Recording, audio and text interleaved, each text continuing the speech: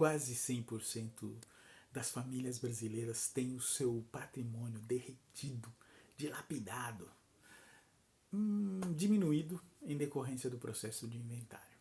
Eu sou Florent Jaclambert, advogado. Então veja, o inventário ele tem contradições em relação à formação patrimonial da família brasileira. A família brasileira, o povo brasileiro começou a formar muito recentemente o seu patrimônio. Cheguei no Brasil nos anos 80 e era muito comum o jargão, o sonho da casa própria. A classe média brasileira nos anos 80, no Brasil, não tinha esse sonho e era um sonho realizado por poucos. Hoje é uma realidade a casa própria para a classe média brasileira. Ainda assim, por conta disso, é muito difícil ver pessoas mais velhas falando: olha o que eu recebi do meu pai, do meu avô, no inventário. Isso é muito raro, é muito difícil. Mais comum é ver as pessoas, né, dizendo, por maior que seja ou menor que seja a sua fortuna, o seu patrimônio, é muito comum a pessoa dizer: eu construí tudo do zero. Então veja, essas pessoas construíram seu patrimônio do zero da forma como elas foram ensinadas pelos seus pais, pelos seus avós, pelos seus antepassados, que era simplesmente trabalhar e construir patrimônio. Então por isso elas não se preocupavam com o inventário, não se preocupavam em ter alguma coisa para passar, porque não tinha nada para passar, ainda tinha que ser formado. Os portugueses, que são os antepassados mais remotos dos brasileiros, têm séculos a mais do que o Brasil e estão acostumados com essa coisa de formar patrimônio para deixar para os seus filhos. Por isso o inventário em Portugal é barato, é super barato e muito acessível. E para se ter uma ideia de como eles prezam isso, que quando eles chegaram no Brasil e estava se dando terras, eram as famosas capitanias hereditárias. Era terra para se receber e pensando em deixar para os filhos, para a posteridade. O povo brasileiro que se formou então sofreu uma carga tributária imensa com a chegada da coroa brasileira. Passaram a ter que trabalhar muito para sustentar a nobreza no Brasil. Em 1888, com a República, a criação da República, muitas coisas mudaram, mas não mudou, permaneceu essa carga tributária. O brasileiro tinha que então trabalhar muito, não mais para sustentar a nobreza, mas os órgãos todos da máquina da República. Sempre um Estado muito caro, com uma concepção no Brasil de que o Estado tem que ser presente, tem que ter um conjunto de elementos, sobretudo elementos humanos, muito caros. E a gente trabalha para sustentar tudo isso. No Brasil não existe taxação de grandes fortunas. Esse imposto as pessoas acabam não pagando, porque elas formam as suas holdings familiares. E isso acontece, melhor dizendo, essa taxação sobre as grandes fortunas não é para punir o rico, não é para punir quem conseguiu dinheiro.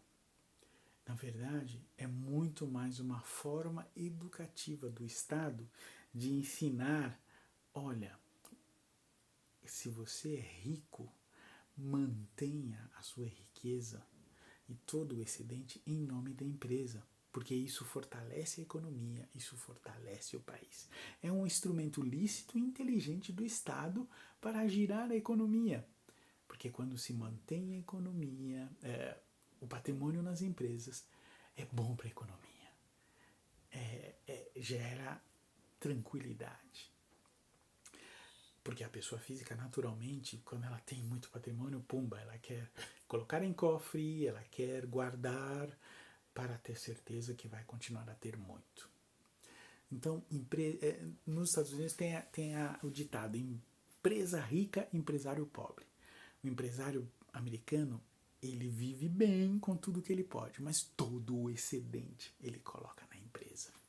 E isso faz com que o país seja rico, tenha uma economia rica, e isso agrada o governo, traz tranquilidade. Então não é um castigo para os ricos, é um elemento do Estado para fortalecer a economia. Já pensou se isso acontecer no Brasil? Eu vou ficar muito feliz. Imagina se em 1º de janeiro a gente elege, ou qualquer que seja o presidente eleito, ele decida taxar as grandes fortunas. Por favor, não me entenda mal, eu não estou aqui fazendo uma questão política partidária. É uma possibilidade que é real, que existe, mas é apenas uma possibilidade. Eu não estou aqui fazendo campanha para ninguém. E se isso ocorrer, vai resolver muitos problemas, como acontece nos países desenvolvidos. Por quê? Porque assim como o brasileiro pagava pela coroa, hoje quem tem maior interesse em não aprovar a taxação das grandes fortunas são os estados. Os estados automaticamente deixariam de arrecadar o imposto sobre herança. A sua arrecadação seria diminuída. Então vamos chamar uma pessoa de João Rico. Supondo que João Rico tivesse um patrimônio de 3 milhões de reais na hora em que vier o imposto. Ele não poderia dizer: oh, e agora? Eu me dei mal porque veio esse imposto novo. Não, teria a anterioridade, o exercício. Ele teria pelo menos 90 dias, no pior dos cenários, para se preparar para fazer frente a um novo imposto, como o imposto das grandes fortunas. E o que ele acabaria fazendo? Colocaria o seu valor. Se o governo disser, para quem tem a partir de 2 milhões é taxado. Ele tendo 3, abriria uma holding familiar e ficaria bem tranquilo. O Estado acabaria não recebendo o seu imposto, né, da mesma forma, e ainda assim a família brasileira resolveria um problema que tem, que é o inventário. E nem sabe, né? Muitos não sabem. Então são os estados que querem, a custas do suor do povo, exatamente como acontecia na época do Brasil Império, querem afastar e manter essa sina do inventário. Para você está preparado se mudar tudo? E ainda que não mude tudo, você está disposto a deixar com que seus filhos continuem com esse problema em pensar no inventário no momento da tua partida? Tá aí coisas a se pensar, não é?